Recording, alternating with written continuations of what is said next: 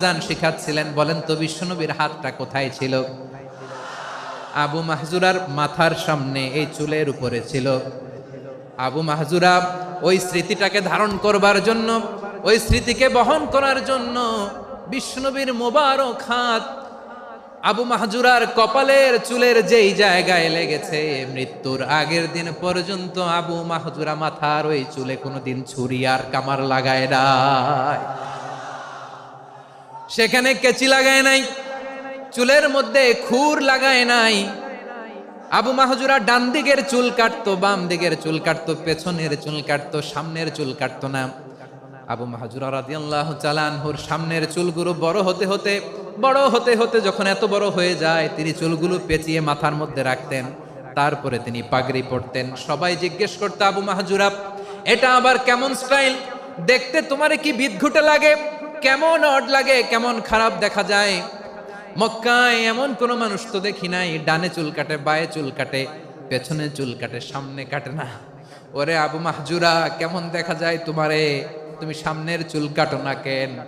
আবু মাহজুরা বলে, আমি হাঁটু গেড়ে পেয়ারা নবীর সামনে বসেছিলাম, আমার এই মাথার চুলের মধ্যে মুবারক হাত লাগিয়ে বিশ্বনবী নিজে আমাকে আজানের প্রতিটা বাক্য শিক্ষা দিয়েছেন।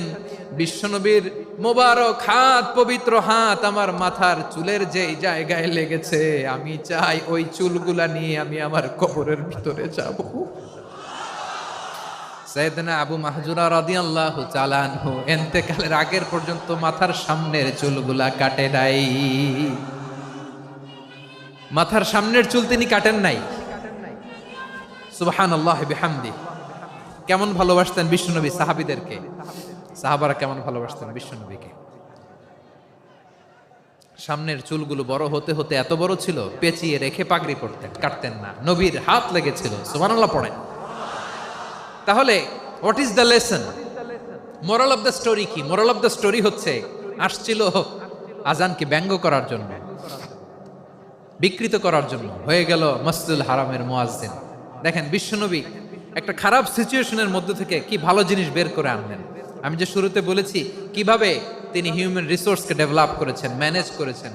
তিনি যে চৌকস ট্যালেন্ট হান্টার ছিল, দেখেন সবার মধ্যে থেকে এর বাছাই করে মুয়াজ্জিন বানাই দিয়েছেন। সুবহানাল্লাহ পড়েন। তার মানে এই না সবাইরে ধরে ধরে উনি মুয়াজ্জিন বানাইছেন। যার যেই ট্যালেন্ট আছে তাকে ওই কাজে অ্যাসাইন করেছেন। যার যেই প্রতিভা আছে তার প্রতিভাকে ইসলামের কাজে লাগিয়েছেন। সুবহানাল্লাহ পড়েন। যায়েদ বিন সাবিত রাদিয়াল্লাহু তাআলা আনহু নাম শুনেছেন? যশোর